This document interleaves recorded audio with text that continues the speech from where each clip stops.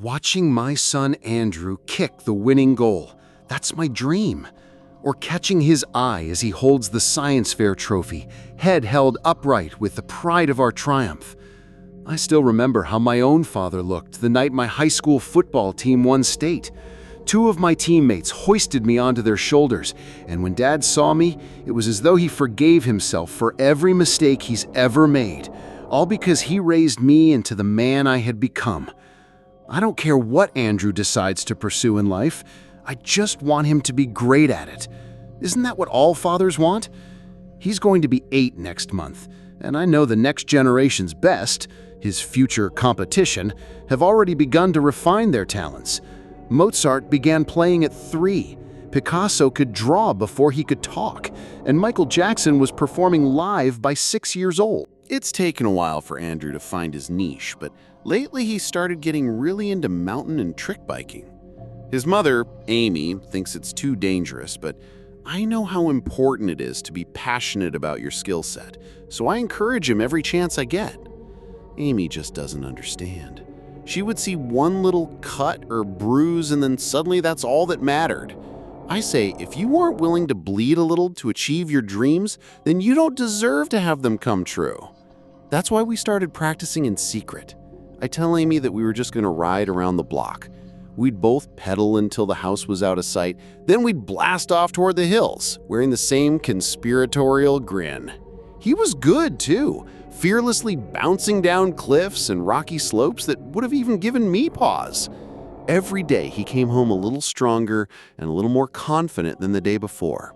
Every day I knew it was worth all the exhaustion and sneaking around because he was going to be the best and I was going to be the one who made it happen. That is, until the day when it wasn't worth it anymore. We'd just gotten home from a trick competition at the skate park, although it was hardly fair since Andrew was still 8 and all the other kids were teenagers.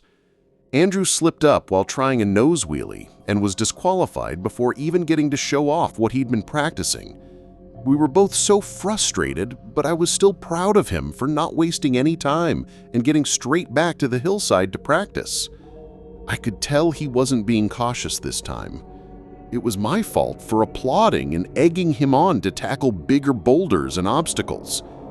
When you're disappointed, you can either give up or try harder, and I just didn't want my boy to quit. When he asked if I thought he could ramp off a rock to clear the ravine, I told him what I thought he needed to hear. "You can do anything you put your mind to," I said. We were wrong for believing in each other. I shouted when I saw his back tire slipping right before he made the jump, but it was already too late to do anything about. The bike pitched forward and hurled him straight over the handlebars, twisting the bike around on top of him as he flipped. Long before I heard the grotesque snapping of his impact, I knew he wasn't going to walk away from this all right. Maybe if I hadn't pushed him so hard, or so soon. Maybe if I hadn't allowed my own guilt and fear to make me hesitate before I plunged into the ravine after him, then maybe I could have saved him. It took a full 10 seconds of listening to his agonized groans before I could force myself to gaze down at what used to be my son.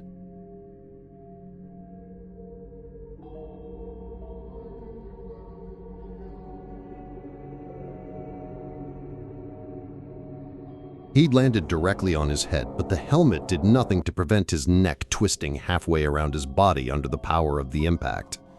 He'd been jarred so hard that part of his spine ruptured straight through his skin to greet the air with a bloody shine. Screw competing. If he even survived a trip to the hospital, then I'd still spend the rest of my life feeding him with a spoon. But this was my fault and he was my son, so there could never be a choice. I took the first step of the never-ending journey down the slope toward him. "Let's go home, Dad." The words should have been enough to bring tears to my eyes, but instead I froze in the grip of absolute terror. It wasn't my son who said it. I didn't even know if my son could talk anymore. I turned slowly, careful not to lose my grip on the pebbled earth and topple helplessly down the ravine. "I'm okay, Dad. Let's go." Andrew, or at least someone who looked exactly like my son, all the way down to his freckles and the mustard stain on his sleeve, was waiting for me on the top of the hill. Back down the ravine, I still saw the twisted and broken version of the same boy lying there. "Come on," the unharmed Andrew said. "Brace your back." He hopped on his bike and skidded fearlessly along the hillside. His speed and dexterity surpassed the old Andrew, even on his best days. As beautiful as it was watching him fly over the rocks, the sight was impossible to appreciate with the wet gurgle of coughing blood sounding from further down. I had to make a choice, and judging by the amount of blood pooling on the rocks below, I had to make it fast. I could go down the treacherous slope and lift my son into my arms.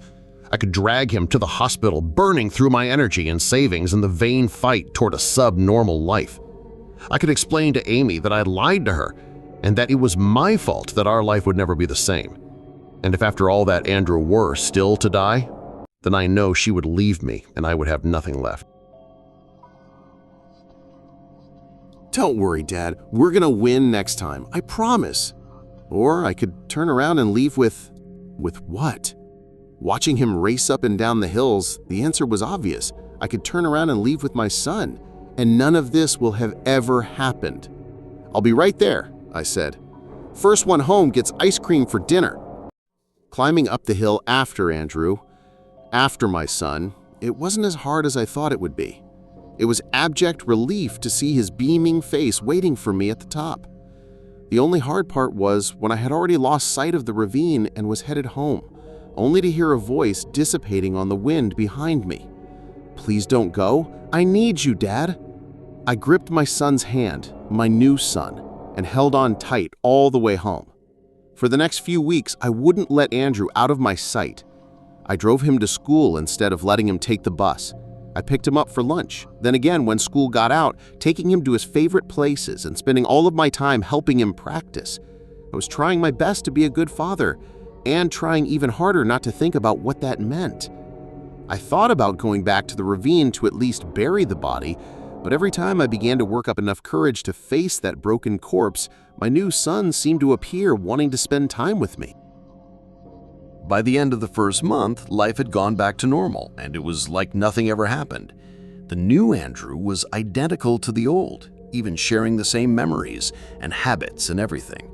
By the second month, I'd even forgotten that horrible day ever passed, although sometimes the echo of those words being torn by the wind still slip into my brain as I lay down to sleep at night. "I need you, Dad." But I was a good father. I did everything for my boy, and I knew he was going to repay me by becoming the best biker the world had ever seen. It wasn't until Andrew was 12 years old when I began to notice behavioral anomalies that I couldn't explain.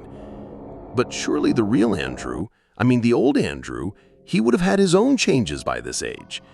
I tried to tell myself that he was just starting to go through puberty, but even Amy began to feel that something wasn't right. "Do you know what I caught Andrew doing last night?" she told me one morning over breakfast. "He's going to be a teenager soon. I'm sure I don't want to know." "He was eating a bug," she declared. "A big shiny cockroach. Just munching it right up, looking as proud as a kitty cat who caught his first mouse." Then there was the rustling outside our window late at night. A dozen separate occasions I must have heard it, like someone was in the bushes watching us. Amy wanted me to check it out, but I just kept imagining Andrew running through the field like a wild creature, biting the heads off animals or digging up worms. I think I was happier not knowing. It wasn't just that either. Some nights we'd catch him awake at 4 in the morning, face an inch from the mirror, just staring at himself and giggling. Another time he had a butterfly knife, God knows where he got it, and was peeling away the skin on the back of his hand. He'd exposed a strip of bloody muscle and tendons running all the way from the tip of his finger running halfway up his forearm. I took the knife away and demanded what he was doing, but all he said was, "Just curious what goes on under there, Dad." He grinned when he said Dad, stressing the word like it was our shared secret. Neither of us had ever mentioned that day on the hillside, but it felt like he not only remembered, but was actively using it to blackmail me. The worst was when he was trying to get something out of me, like when he decided he needed a laptop. I told him to wait for his birthday and turned to leave, but then he replied with, "Please don't go. I need you, Dad. Those words were burned into my subconscious like a trigger. Whenever he said it, I couldn't even look him in the eye. I'd just cave and give him what he wanted. It's not because he was the boss of me or anything.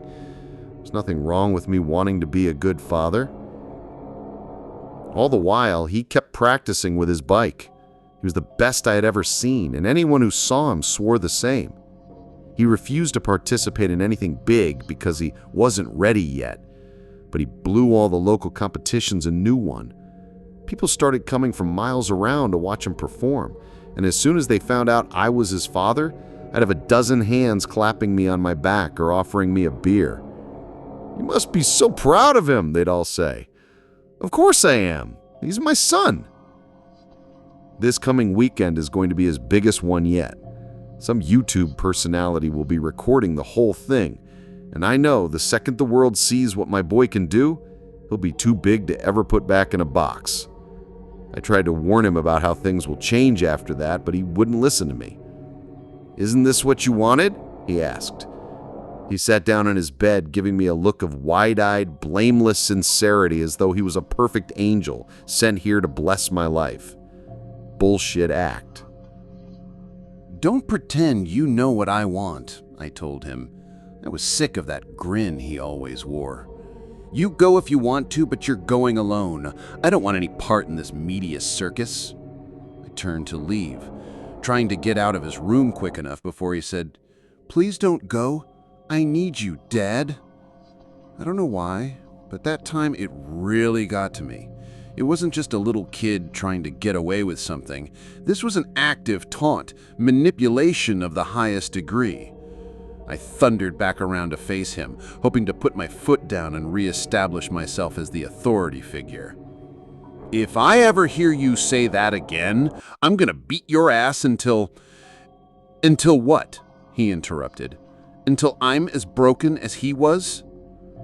My breath caught, as though someone had reached down my throat and grabbed it from the inside. He's never spoken of the other Andrew before. I'd hoped to God he never would. My hands involuntarily clenched into fists, so tight I could feel my muscles trembling all the way up my shoulders. "It was never about me succeeding, was it?" he asked, that arrogant grin spreading across his face. "You just wanted a little for yourself, didn't you? Only now the light's grown too bright and you're getting scared. I want you out of this house, now." I've never spoken like that before in my life. So low it was closer to a growl than words. "You sure Mom agrees with you on that?" "Don't call her that. Get out. I want you gone." Throw away one son and it's his fault? Andrew wasn't backing down. An inch from my face now. Throw away two, and suddenly it's yours. I threw my fist at his face with everything I got. Maybe I could break his nose or knock his teeth out. Maybe I could scar him up. Anything to make this imposter look less like my son. I hadn't realized just how strong he'd grown, though, and when he swatted my fist away, it felt like the bones in my hand were rearranging themselves.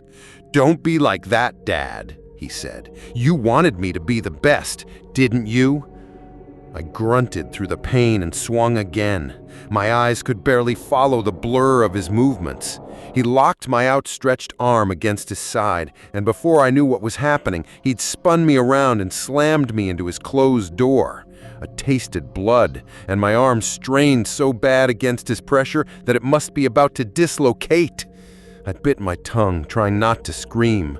I couldn't let Amy know her son was a monster. "What do you want from me?" I had to spit and mumble to push the words through the bubbling blood and the pressed door frame. He let me go and laughed as I slid to the floor. "I'm not like you. I don't need anything from anyone. I just like being on your side of the world. Where I'm from, we don't have families like this." I strained for any sign that the words were changing as he spoke. I didn't want to look, but an irresistible urge forced my head to turn. I wanted him to be a monster, some horrible gray-skinned ghoul with tentacles or a dozen gaping maws, anything but what was there. anything but that mockery of my son, which grinned down at me. "What are you?" I asked. "Where are you from?" "Come with me this weekend," he said, "or I'll take you there." It was undeniably a threat. I don't know if he was a demon crawled up from hell or some specter from a netherworld too horrible to contemplate, but lying there on the ground in a growing pool of my own blood, I finally understood how powerless my real son must have felt waiting for me. Rustle, like something in the bushes outside the window.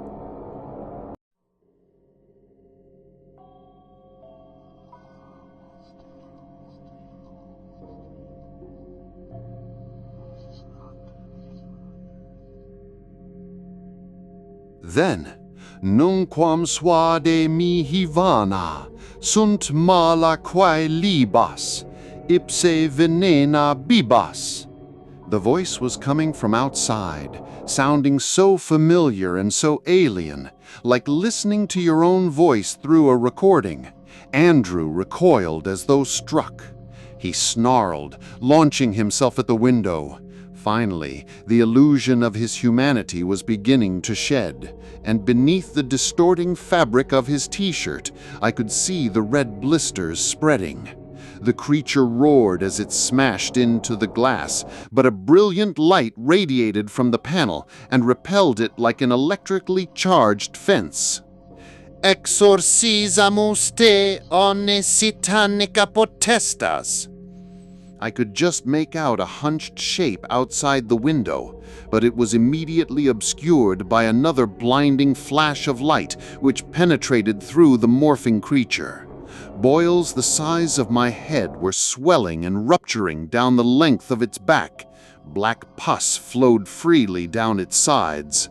Again, it slammed itself into the window, but this time it vanished straight through the portal without so much as cracking the glass behind. By the fading brilliance, and without the creature blocking my view, I saw the figure on the other side of the glass. Its back was as twisted and monstrous as the creature who had just been banished, and its face was unevenly stitched together with a network of scars, burns, and unsealed holes which allowed me to see straight through his cheek and into his mouth. Through all the disfigurement and abuse, it was clear that nothing which has happened to him, nothing that could ever happen to him, could ever disguise the fact that he was my son. It was difficult to explain, and even more difficult for Amy to understand, but she confessed that she always felt something wasn't right, and was relieved to finally have an answer. Andrew, my real boy, told us that the thing was called an Irisanct, and they exist as powerless swarms of unresolved desires. Sometimes they will find their way to us through minute holes that exist between dimensions, although they remain harmless until they are given power by our acceptance of them. The Irisanct cannot remain here long without taking a form, and even once they are accepted, they can only stay so long as they replace the void they left behind with someone from our side. When I took the creature home as my son, I gave it the strength to banish my true son to the other side, although the recounting of his journey there is another story altogether. The real Andrew had managed to return 4 months ago, watching us from the bushes and protecting us against the Irisanct. When I asked why he didn't reveal himself sooner, he said he was waiting for the time when he knew I would accept him as my son. To come back to us, after what I had done to him, after everything he's been through, pride does not even begin to approach the admiration I feel for him. He wouldn't stay with us long, though, saying there are more of the Irisanct leaking through at an increasing rate. Barely a teenager and already deformed from his injuries and his trials spent on the other side, Andrew was going to keep fighting them, and he's going to be the best there ever was. I watched him go early this morning. I didn't want him to leave, but I know I had no right to speak the words in my heart. Please don't go. I need you, son. Note: My son spoke indecipherable Latin at the time, but he has since taught me the spells which translate to, "What you offer me is evil. Drink the poison yourself." 2. We cast you out, every satanic power.